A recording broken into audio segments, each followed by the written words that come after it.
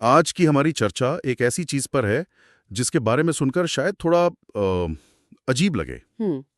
हम बात कर रहे हैं अस्थमा के इलाज की। और इसका स्रोत एक भारतीय तिलचट्टा जिसे ब्लैटा ओरिएंटलिस के नाम से जाना जाता है, और ये सारी जानकारी हमें मिल रही है blataorientalis.pdf नाम के एक दस्तावेज के कुछ हिस्सों से। तो आज हम सिर्फ इसी एक नजरिए को गहराई से परखेंगे। चलिए इसे विस्तार से समझते हैं। बिल्कुल। और चर्चा शुरू करने से पहले एक बात गांठ बांध लेना जरूरी है। ये दस्तावेज हमें होम्योपैथी की दुनिया में ले जाता है, और यहाँ का नजरिया थोड़ा अलग है। यहाँ सिर्फ बीमारी का नाम देखकर इलाज नहीं होता। नहीं, यहाँ मरीज के लक्षण, उसका शरीर कैसा है, उसे कैसा महसूस होता है, इन सब पर ध्यान दिया जाता है। ये संदर्भ समझना बहुत जरूरी है। ठीक है, तो इस नजरिए को ध्यान में रखते हुए चलिए सीधे मुद्दे पर आते हैं। दस्तावेज की पहली ही लाइन कहती है कि ब्लैटा ओरिएंटलिस अस्थमा का एक बेहतरीन उपाय है, खासकर तब जब अस्थमा के साथ ब्रोंकाइटिस भी जुड़ा हो। ये तो सीधा साधा लगता है। हाँ, ये तो इसका मुख्य उपयोग है। लेकिन अगली ही लाइन में एक ऐसी बात लिखी है जिसने मुझे थोड़ा चौंका दिया। अच्छा, क्या? इसमें लिखा है कि ये उपाय तब काम आता है जब आर्सेनिक जैसी कोई दूसरी दवा नाकाफी साबित होती है। एक मिनट, ये तो सुनने में ऐसा लग रहा है जैसे डॉक्टर कह रहे हो, पहले ये ट्राई करो, काम ना करे तो वो दे देना। क्या होम्योपैथी में दवाइयां ऐसे एक क्रम में दी जाती हैं? ये बहुत अच्छा सवाल है। देखिए, ये कोई लेवल 1 लेवल 2 जैसा गेम नहीं है।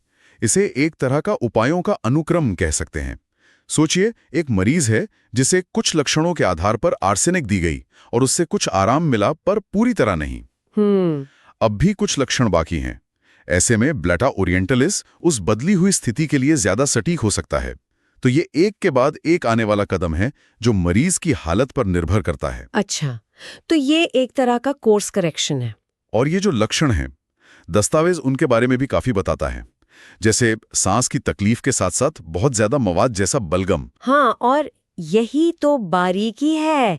ये मवाद जैसा शब्द हमें बताता है कि ये कोई मामूली सूखी खांसी नहीं है। मतलब ये गंभीर है। बहुत। ये एक गहरे संक्रमण या फेफड़ों में गंभीर सूजन की तरफ इशारा करता है। ये उपाय किसी भी अस्थमा के लिए नहीं, बल्कि इस खास गंभीर और बलगम वाली स्थिति के लिए है। ठीक है, तो हमारे पास खास लक्षण हैं, एक खास स्थिति है, लेकिन पढ़ते पढ़ते मैं एक लाइन पे आके सच में रुक गया। कौन सी लाइन? इसमें लिखा है कि ये उपाय मोटे और स्थूल मरीजों में सबसे अच्छा काम करता है, मतलब भारी शरीर वाले लोगों में। क्या दवा का असर किसी के वजन या शरीर की बनावट पर भी निर्भर कर सकता है? ये बात मेरे लिए बिल्कुल नई है। और यहीं पर होम्योपैथी का सबसे दिलचस्प और बुनियादी सिद्धांत सामने आता है। इसे संवैधानिक उपाय कहते हैं। देखिए, आधुनिक चिकित्सा में अगर दो अलग अलग शारीरिक बनावट वाले लोगों को एक ही इन्फेक्शन है तो उन्हें अक्सर एक ही एंटीबायोटिक दी जाएगी। हाँ, बिल्कुल है। वो कैसा है? इसीलिए स्रोत सिर्फ अस्थमा की नहीं, बल्कि एक खास तरह के अस्थमा के मरीज की बात कर रहा है। वाह, ये तो इलाज के बारे में सोचने का एक बिल्कुल ही अलग तरीका है। और ये बारीकी सिर्फ मरीज के प्रकार तक ही सीमित नहीं है ना? नहीं, बिल्कुल नहीं। खुराक के बारे में भी बड़े खास निर्देश दिए गए हैं। कहा गया है कि अस्थमा के दौरे के दौरान सबसे कम शक्ति वाली दवा का इस्तेमाल करें। लेकिन जब दौरा खत्म हो जाए और सिर्फ खांसी बची रह जाए तो ज्यादा शक्ति वाली दवा दें। ये बहुत ही सटीक निर्देश है। हाँ, और इससे भी ज्यादा जरूरी है वो चेतावनी जो इसके साथ दी गई है। कौन सी चेतावनी? दस्तावेज साफ कहता है, जैसे ही सुधार शुरू हो दवा बंद कर दें। अब ये सुनने में थोड़ा उल्टा लग सकता है। बिल्कुल, मुझे भी यही लगा। मतलब अगर कोई चीज काम कर रही है तो उसे जारी रखना चाहिए, है ना? उसे बंद क्यों करना है? इसे समझने के लिए एक उदाहरण लेते हैं। आप एक बच्चे को साइकिल चलाना सिखा रहे हैं। शुरू में आप पीछे से सीट पकड़कर धक्का देते हैं। हाँ। लेकिन जैसे ही बच्चा पेडल मारने लगता है और संतुलन बना लेता है, आप क्या करते हैं? आप हाथ हटा लेते हैं। सही बात है। अगर आप लगातार धक्का देते रहेंगे तो बच्चा गिर जाएगा। होम्योपैथिक उपाय भी शरीर के लिए वैसा ही एक शुरुआती धक्का है। उसका काम शरीर की अपनी उपचार शक्ति को जगाना है। एक बार शरीर सही दिशा में चल पड़ा तो बाहरी मदद हटा ली जाती है, ताकि शरीर अपना काम खुद पूरा कर सके। बिल्कुल। लगातार दवा देना उस संतुलन को बिगाड़ सकता है जिसे एग्रेवेशन कहते हैं, यानी स्थिति का और बिगड़ जाना। क्या बात है, ये तो बहुत ही शानदार उदाहरण है।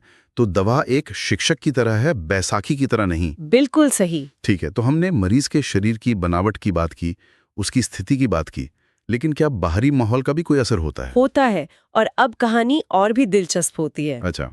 दस्तावेज फिर से भारी शरीर वाले लोगों में अस्थमा का जिक्र करता है, लेकिन इस बार एक बहुत जरूरी पर्यावरणीय कारक जोड़ता है। और वो क्या है? ये कहता है कि ये उपाय नम या आर्द्र मौसम में खास तौर पर असरदार है। अब हमारे पास सिर्फ एक व्यक्ति का प्रकार और एक बीमारी नहीं है, बल्कि एक पर्यावरणीय ट्रिगर भी है। और ये नमी वाला मुद्दा यहीं खत्म नहीं होता। एक और लाइन है जो इस पर और जोर देती है। लक्षण नम तहखानों या सीलन भरी जगहों में और बदतर हो जाते हैं। ये तो बहुत ही स्पेसिफिक है। हाँ, और अब देखिए पूरी तस्वीर कितनी साफ हो रही है। ये किसी भी अस्थमा का मरीज नहीं है। नहीं, ये एक भारी शरीर वाला व्यक्ति है जिसे नम मौसम में या किसी सीलन वाली जगह पर जाते ही सांस की तकलीफ शुरू हो जाती है। ये जासूस की तरह सुरागों को जोड़ने जैसा है। सही बात है। दस्तावेज एक और लक्षण बताता है, छाती में बहुत ज्यादा भारीपन या जकड़न का एहसास, जैसे किसी ने छाती पर वजन रख दिया हो। लेकिन ये कितना व्यवहारिक है? क्या एक डॉक्टर सच में मरीज से पूछता है कि आपके लक्षण नम तहखाने में बिगड़ जाते हैं? ये सुनने में बहुत ही सब्जेक्टिव लगता है। और यही होम्योपैथिक केस टेकिंग का सार है। एक अच्छा होम्योपैथिक डॉक्टर यही सवाल पूछेगा, आपको तकलीफ कब होती है, कहाँ होती है, किस मौसम में होती है, क्योंकि उनके लिए ये व्यक्तिपरक विवरण ही सही दवा तक पहुंचने की चाबी हैं। अच्छा। और यही बताता है कि ये उपाय ब्रोंकाइटिस जैसे तीव्र समस्या और पुराने अस्थमा जैसी लंबी बीमारी दोनों में काम आ सकता है, क्योंकि ये उस खास पैटर्न को पकड़ता है। ठीक है, तो अब तक की सारी बातचीत सांस, फेफड़े, नमी और शरीर की बनावट के इर्द गिर्द घूम रही है। लेकिन तभी ये दस्तावेज एक ऐसा मोड़ लेता है जिसकी मैंने उम्मीद नहीं की थी। हाँ, यहाँ से कहानी और गहरी होती है। ये इस उपाय को सिर्फ फेफड़ों तक ही सीमित नहीं रखता। दस्तावेज में जिक्र है कि ये पेशाब से जुड़ी दिक्कतों में भी काम आ सकता है। जैसे एल्ब्यूमिन्यूरिया। हाँ, एल्ब्यूमिनूरिया। अब ये तो बिल्कुल ही अलग विषय है। अस्थमा का पेशाब की समस्या से क्या लेना देना हो सकता है? अगर हम इसे बड़े परिप्रेक्ष्य में देखें तो ये एक बहुत बड़ा सुराग है। कैसे? ये हमें बताता है कि इस उपाय का असर सिर्फ एक अंग यानी फेफड़ों पर नहीं है, ये पूरे शरीर पर काम करता है। एल्ब्यूमिन्यूरिया का मतलब है पेशाब में प्रोटीन का आना, जो अक्सर किडनी की समस्या का संकेत होता है। ओहो। तो स्रोत हमें यह बता रहा है कि जिस मरीज को ब्लाटा ओरिएंटलिस की जरूरत है, उसकी समस्या सिर्फ फेफड़ों में नहीं है। फेफड़े तो वो जगह है जहां समस्या सबसे ज्यादा शोर मचा रही है। असली गड़बड़ी शरीर के सिस्टम में गहरी बैठी हुई है। और ये सिस्टम में गहरी गड़बड़ी वाली बात और भी साफ हो जाती है जब दस्तावेज कुछ और गंभीर स्थितियों का जिक्र करता है। बिल्कुल। इसमें लिखा है कि ये वहां भी उपयोगी है जहां अंगों का फैटी डिजेनरेशन हो। ये तो सुनने में ही बहुत गंभीर लग रहा है भी। फैटी डिजेनरेशन का मतलब है कि अंगों के स्वस्थ टिश्यू की जगह फैट या वसा ले रहा है, जिससे वो अंग कमजोर हो जाते हैं। और फिर एक आखिरी सुराग आता है। हाँ, जो सारी कड़ियों को जोड़ देता है। दस्तावेज कहता है कि ये कमजोर दिल और फेफड़ों वाली पुरानी बीमारियों के लिए बहुत उपयुक्त है। अब देखिए, तो अब पूरी तस्वीर साफ हो गई। हम एक ऐसे मरीज की बात कर रहे हैं जो सिर्फ मोटा नहीं है और जिसे सिर्फ नमी से बढ़ने वाला अस्थमा नहीं है, नहीं, बल्कि ये एक ऐसा व्यक्ति है जिसका पूरा सिस्टम, दिल, फेफड़े, किडनी सब कमजोर है और शायद धीरे धीरे क्षय हो रहा है। आपने बिल्कुल सही पकड़ा।